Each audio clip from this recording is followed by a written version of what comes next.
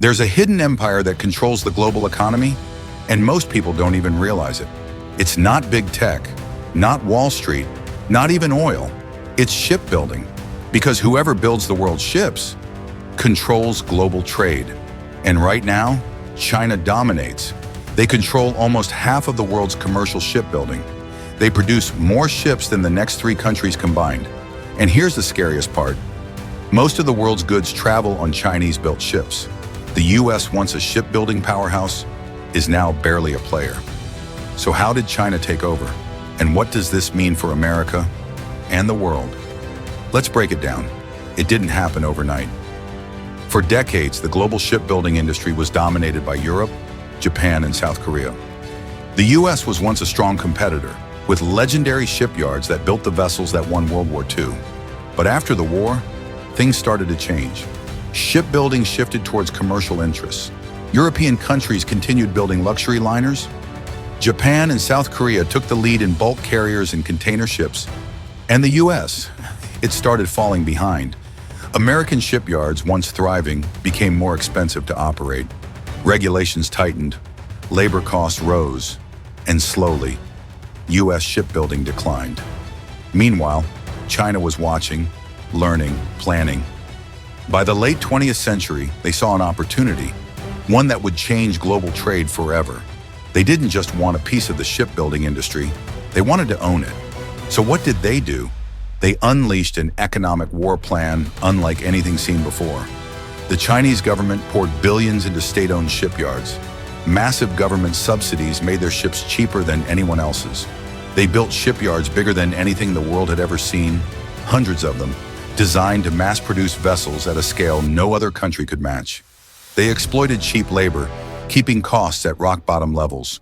Workers were plentiful, paid a fraction of what shipbuilders in the West made, and pushed to meet aggressive quotas.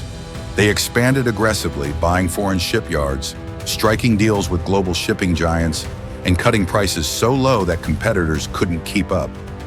The result? By 2010, China had overtaken South Korea and Japan as the world's largest shipbuilder. And today, they control nearly half of the world's commercial ship production, and they're just getting started.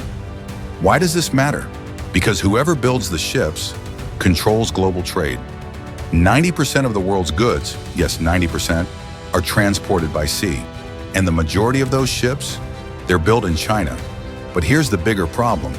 Many of these ships are owned by Chinese state-controlled companies.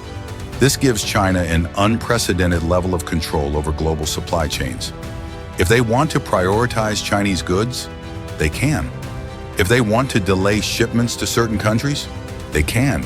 If they want to squeeze the global supply chain to benefit their economy, they already do. And it gets worse. China's control over shipbuilding doesn't just mean more ships. It means more power. They're not just building for commercial shipping. They're expanding into naval vessels, strengthening their military presence in the South China Sea and beyond. And guess what? Many Western shipping companies are now dependent on Chinese shipyards. This means, if China wants to, it can weaponize the global shipping industry. And in an economic conflict, or worse, a military confrontation, that's a terrifying reality. So how did China eliminate its competition? They didn't just compete, they crushed them. Europe, once a shipbuilding powerhouse, now a shadow of its former self. South Korea and Japan, once giants, now struggling to keep up with China's sheer scale. Even the US, once a global leader, has been wiped off the map in commercial shipbuilding. How did China do it? By using a combination of state power, economic warfare, and strategic investments. They undercut prices, selling ships below cost just to drive competitors out of business. They controlled raw materials, buying up global steel and ship component supplies. They pressured international companies, forcing many Western firms to rely on Chinese shipyards. They played the long game, and they won. And now they're expanding their dominance beyond shipbuilding. They control major shipping lanes. They operate some of the world's biggest ports, and they're increasing their naval presence to protect their economic interests. This isn't just about business, it's about power, and China knows it. Once upon a time, the US was a shipbuilding superpower. American shipyards built the fleets that won World War II. They powered global trade. They drove innovation in naval technology. So what happened? Several things. Offshoring. American companies started chasing lower costs overseas, regulations and high labor costs. U.S. shipbuilding became too expensive to compete. Lack of government investment. While China pumped billions into shipbuilding, the U.S. let its industry shrink. And the result? Today, the U.S. builds just a handful of commercial ships per year. Meanwhile, China builds thousands. And here's the real danger. The U.S. Navy, the most powerful military fleet in the world, relies on foreign-built supply ships. Think about that. America's military logistics, its ability to move troops, fuel, and supplies across the ocean, depends on foreign-built ships. And many American companies, they rely on China to transport their goods. This isn't just an economic problem. This is a national security risk. Is it too late for America to recover? But it won't be easy. If the U.S. wants to compete, it must, checkmark, invest in shipbuilding, bring production back home, rebuild maritime infrastructure. Ports, docks, and supply chains need modernization. Reduce dependence on China. The U.S. must diversify shipping routes and partners. Strengthen military shipbuilding. Naval dominance depends on self-sufficiency. It's a massive challenge. But what's the alternative? The U.S. remains at China's mercy for global trade. And that's not a position a superpower should be in. So now the question is, what will America do next?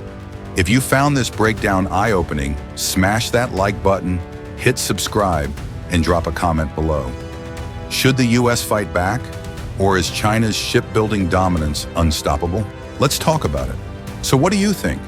Has China's shipbuilding dominance gone too far? Can America fight back? Or is the future of global trade already in China's hands? Drop a comment below. Let's talk. And if you want more deep dives into global economics and power plays, hit that subscribe button, because knowledge is power. And in today's world, you need it more than ever. See you in the next video.